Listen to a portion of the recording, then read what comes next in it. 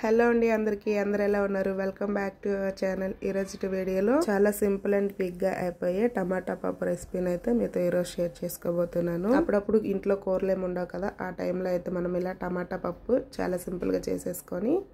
lunch కైనా night dinner కైనా తినేసేసేయచ్చు ఇంకెందుకు మరి లేట్ చేయకుండా ఎలా ప్రిపేర్ చేసుకోవాలో ప్రెషర్ కుక్కర్ గిన్నె తీసేసుకొని అందులోకి ఒక గ్లాస్ వరకు అయితే పప్పునైతే వేసేసుకున్నాను కందిపప్పు టీ గ్లాస్ మనం రెగ్యులర్ గా తాగుతుంటాం కదా టీ గ్లాస్ తో అయితే గ్లాస్ వరకు పప్పు తీసుకొని ఒక 2 లేదా 3 టైమ్స్ అయితే నీట్ గా వాష్ చేసేసేయండి అందులోకి మీడియం సైజ్ ఆనియన్ ఒకటి అలాగే మీడియం సైజు టమాటాలు ఒక 2 గ్రీన్ చిల్లీ ఒక 2 లేదా 3 వరకు అయితే తీసేసుకున్నాను వాటిని 2 పార్ట్స్ గా కట్ చేసేసి అయితే వేసేసుకోవాలి మనం నిండా మునిగేటట్టు అయితే వాటర్ పోసేసుకోండి వాటర్ వేసేసుకున్నాక ఒక 1/2 టేబుల్ స్పూన్ వరకు అయితే ఆయిల్ వేసుకుంటే మనకి పైకి పొంగకుండా అయితే ఉంటుంది కుక్కర్ పైకప్పు అయితే పెట్టేసేయండి పెట్టేసి 3 లేదా 4 విజిల్స్ వచ్చే వరకు అయితే నీట్గా కుక్ అవనిచ్చేయండి ఇప్పుడు నేను 3 విజిల్స్ తర్వాత అయితే చేసి చూపిస్తున్నాను మనకి నీట్గా అయితే కుక్ అయిపోయింది ఇలా మెత్తగా కుక్ అయిపోతే సరిపోతుంది సో ఒకసారి మొత్తం కూడా ఈవెన్గా కలిపేసి రుచికి తగ్గట్టు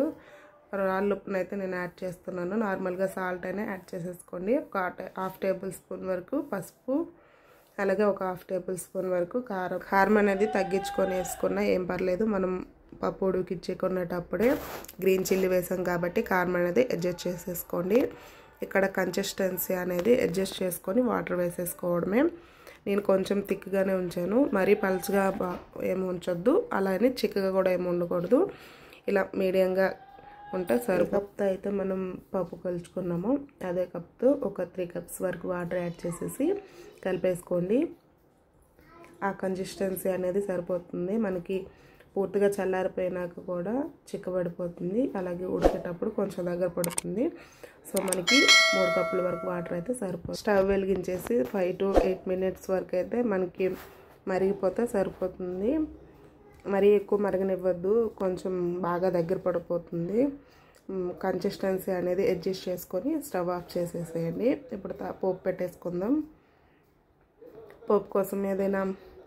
అదే కుక్కర్ గిన్నె అయినా తీసేసుకోవచ్చు లేదంటే పోపు వేరే బౌల్స్ ఏమైనా ఉన్నా తీసేసుకోండి పోపు గిన్నె అయితే తీసేసుకున్నాను ఒక 2 టేబుల్ స్పూన్ వరకు అయితే ఆయిల్ యాడ్ చేసేసి 1 టేబుల్ స్పూన్ వరకు ఆవాలు 1/2 టేబుల్ స్పూన్ వరకు అయితే జీలకర్ర వేసేసుకొని కొంచెం వేపేసుకున్నాక వెల్లుల్లి అలాగే ఒక 4-5 వరకు ఎండుమిర్చిని కూడా వేసేసి ఇవి 2 కూడా బాగా ఫ్రై అయిపోవాలి బాగా ఫ్రై అయిపోయినాక ఫైనల్గా మనం ఒక 2 ml వరకు అయితే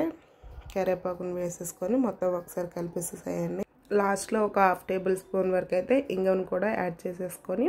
స్టవ్ ఆఫ్ చేసేసి మనం పప్పులోకి అయితే తిరిగి మూత పెట్టేయడమే ఇంగువ అనేది ఇక్కడ వీడియో స్కిప్ అయినట్టుంది ఇంగువ వేస్తే పప్పులో చాలా టేస్ట్ అనేది ఉంటుంది చూసారు కదా మనకి అంత సింపుల్ అండ్ క్విక్గా అయితే పప్పు రెడీ అయిపోయింది ఎవరైనా సరే చాలా ఈజీగా చేసేసేయచ్చు ఒకసారి మీరు కూడా మీ ఇంట్లో ట్రై చేసి టేస్ట్ చేసి మీకు ఎలా వచ్చిందో మీ ఫీడ్బ్యాక్ అనేది నాకు తప్పకుండా కామెంట్ సెక్షన్లో షేర్ చేయడం మర్చిపోవద్దు అలాగే వీడియో నచ్చినట్లయితే లైక్ చేసి సబ్స్క్రైబ్ చేయండి అలాగే మీ ఫ్రెండ్స్ అండ్ రిలేటివ్స్కి ఈ వీడియోని అనేది షేర్ చేయండి ఇలాంటి మరెన్నో సింపుల్ అండ్ క్విక్ రెసిపీస్ మన ఛానల్ అయితే ఫాలో చేయండి థ్యాంక్స్ ఫర్ వాచింగ్